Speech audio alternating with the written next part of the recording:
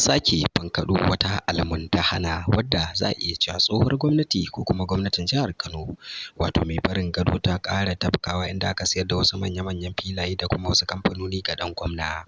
Wannan dai bankaɗe-bankaɗe da ake yi kwanan nan, wato kwamiti na musamman wanda aka naɗa ƙarƙashin Baffa Bichi ya bankaɗo wannan badakala, inda kuma ya kira 'yan jarida zuwa garzaya waccan ma'aikata da ake tunanin an sace ta ko kuma an siyar da ita ga ɗan gwamna Ganduje, wanda kuma kai kiyasin ma'aikatar za ta iya yin kuɗi naira miliyan 500 da wani abu. Sai dai gashi wani abin takaici, an sayo wa ɗan gwamna da ita ƙasa da naira miliyan 10 tuni shi ma har ya cefanarwa wani.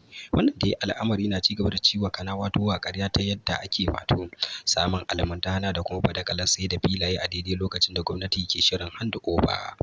Assalamu alaikum wa rahmatullahi wa barakatuhu.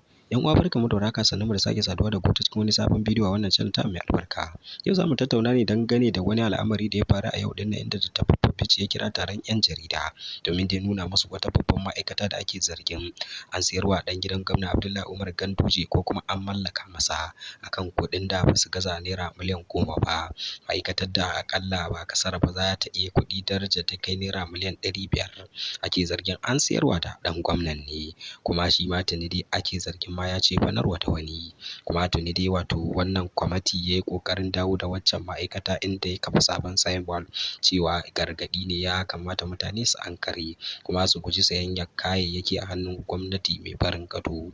Wannan dai al'amari na ci gaba da janyo cece-kuce ta yadda ake ganin gwamnatin ta Abba Kabir Yusuf za ta yi wani abin a zo a gani, duba da yadda tun yanzu take yaƙi domin gano wato wasu kadarori da aka salwantar ko kuma dawo da su.